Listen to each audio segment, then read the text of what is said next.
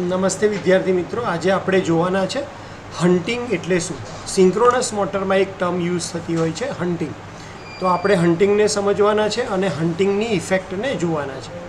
અહીંયા ફિગરમાં તમને દેખાય છે એ મોટરનું આઉટસાઇડનું કવર છે, એટલે કે આને હું સ્ટેટર કહી શકું. આ આપણી અંદરની જે સાઈડ રોટર છે એ તમને દેખાઈ રહી છે. અને અહીંયા જો તમે જોઈ શકતા હોય તો રોટરની અંદર આપણે ડીસી સપ્લાય આપીએ છીએ, એટલે એના લીધે જે ફિલ્ડ પ્રોડ્યુસ થશે એ તમારું ડીસી મેગ્નેટિક ફિલ્ડ હશે. અને સ્ટેટરમાં આ બહારની સાઈડ જે તમને આ સ્ટેટરની અંદર વાઇન્ડિંગ છે એના લીધે જે ફિલ્ડ પ્રોડ્યુસ થશે એ તમારું એસી મેગ્નેટિક ફિલ્ડ હશે. આ બંને મેગ્નેટિક ફિલ્ડ એકબીજા સાથે લોક થઈ જાય છે અને એટલા માટે રોટરની ફરવાની ડાયરેક્શન અને રોટરની સ્પીડ પણ સિંક્રોનસ સ્પીડ જેટલી હોય છે. સૌથી પહેલાં હું વાત કરી દઉં આપણે ડેફિનેશનની, કે ભાઈ હન્ટિંગ કહેવાય કોને. તો જ્યારે સિંક્રોનસ મોટર ઉપર લોડ સડનલી વધી જાય અથવા તો સડનલી ઘટી જાય ત્યારે જે તમારા રોટરના એક્સિસ છે એ સ્ટેટરના એક્સિસ કરતાં પાછળ પડી જાય છે અને એના લીધે રોટર ઉપર જે ઇફેક્ટ આવે છે એને આપણે કહીએ છીએ હન્ટિંગ. આપણે ડિટેલમાં એને સમજીએ કે જ્યારે પણ નો લોડ કન્ડિશન છે તો અહીંયા બહાર જે તમને દેખાય છે તમારું કયું ફિલ્ડ છે, બહાર તમારું સ્ટેટરને લીધે પ્રોડ્યુસ થતું મેગ્નેટિક ફિલ્ડ છે. અહીંયા અંદર જે દેખાય છે આ કયું છે તો કે રોટરને લીધે પ્રોડ્યુસ થતું મેગ્નેટિક ફિલ્ડ. નો લોડ કન્ડિશન હોય ત્યારે મોટરનું સ્ટેટરનું મેગ્નેટિક ફિલ્ડ અને રોટરનું મેગ્નેટિક ફિલ્ડ બંને એકબીજા સાથે ઇન્ટરલોક થઈ જાય છે. ઇન્ટરલોક એટલે કે એવી કન્ડિશન કે બંને હંમેશા એકબીજાની સાથે જ ફરશે અને એટલા માટે આપણું રોટર પણ સિંક્રોનસ સ્પીડથી ફરે છે. એ વખતે રોટર મેગ્નેટિક ફિલ્ડ અને સ્ટેટર મેગ્નેટિક ફિલ્ડ વચ્ચેનો એંગલ જેને આપણે લોડ એંગલ તરીકે ઓળખીએ છીએ એ હોય છે 0 ડિગ્રી. હવે શું થાય છે, જ્યારે તમે સડનલી લોડ એટલે કે અચાનક જ રોટર ઉપર લોડ વધારી દો છો, મોટર ઉપર લોડ તમારો વધારો છો, એટલે અલ્ટિમેટલી એ લોડ કોના ઉપર પડવાનો છે, રોટર ઉપર. અને રોટરની જે એક્સિસ છે એ અને સ્ટેટરની જે એક્સિસ છે બંને વચ્ચે લોડ એંગલ જે પહેલાં 0 ડિગ્રી હતો હવે એ એંગલ વધતો જાય છે. આ એંગલ વધે છે પણ હજી પણ સિંક્રોનિઝમ લૂઝ થતું નથી અને એટલે રોટર હજી પણ સિંક્રોનસ સ્પીડ ઉપર જ ફરવાનું ચાલુ રાખે છે. એટલે કે મોટર ઉપર જ્યારે તમે સડનલી લોડ વધારો છો અથવા ઘટાડો છો તો ચેન્જ શેમાં થાય છે, તો આ લોડ એંગલ ડેલ્ટામાં. ક્યાં સુધી સડન ચેન્જની અંદર આ વધારો કે ઘટાડો એ મોટર સહન કરી શકે, તો કે આ ડેલ્ટા એંગલની વેલ્યુ જ્યારે 90 ડિગ્રી થઈ જાય ત્યાં સુધી મોટર સિંક્રોનસ સ્પીડ ઉપર ફરી શકે છે.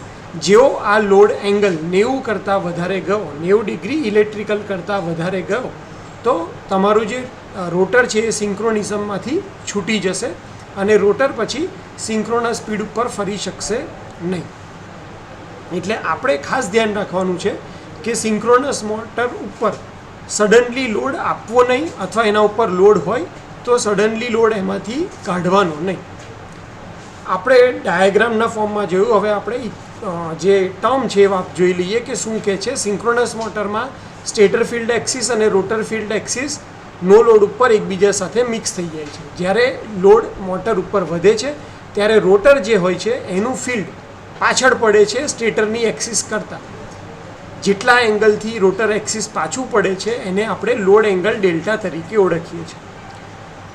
જ્યારે પણ મોટરના લોડમાં સડન ચેન્જ થાય છે ત્યારે રોટર શું કરે છે તો કે નવી જે પોઝિશન છે ઇક્વિલિબ્રિયમની એના ઉપર જવા ટ્રાય કરે છે અને રોટરના ઇનર્શિયાને લીધે એ ફાઇનલ પોઝિશન ઉપર તરત પહોંચી શકતી નથી અને એટલા માટે નવા પોઝિશન ઉપર જઈ અને એ ઓસિલેટ થાય છે. તો આ જે રોટર ઓસિલેટ થાય છે ક્યારે, જ્યારે લોડમાં સડન ચેન્જ આવે છે ત્યારે.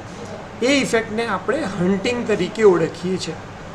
એની ડેફિનેશન ખાલી એક માર્ક માટે પૂછાય તો આપણે કહીએ છીએ કે sudden change off load on synchronous motor setup oscillation on the rotor.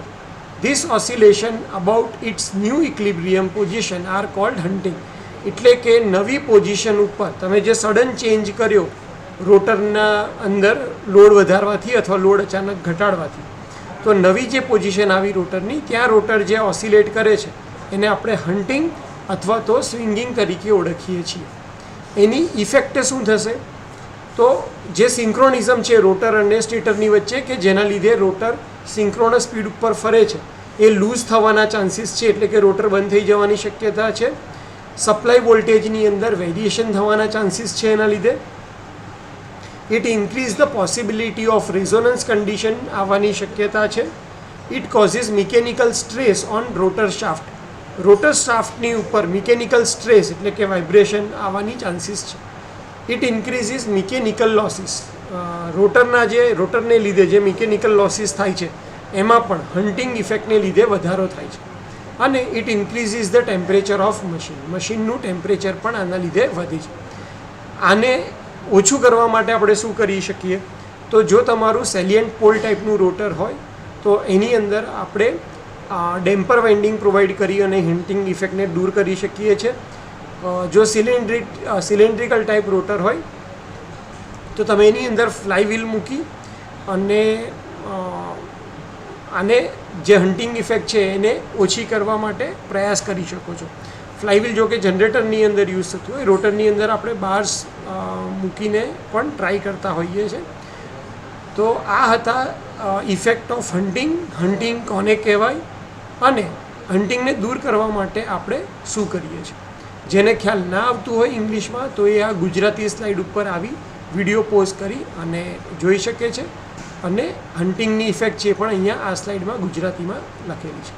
તો હોપ કે તમને હન્ટિંગ કોને કહેવાય સિંક્રોનસ મોટરની અંદર એ ખ્યાલ આવી ગયો હશે અને તમે શાંતિથી આ વિડીયોને સાંભળ્યો એના માટે થેન્ક યુ સો મચ.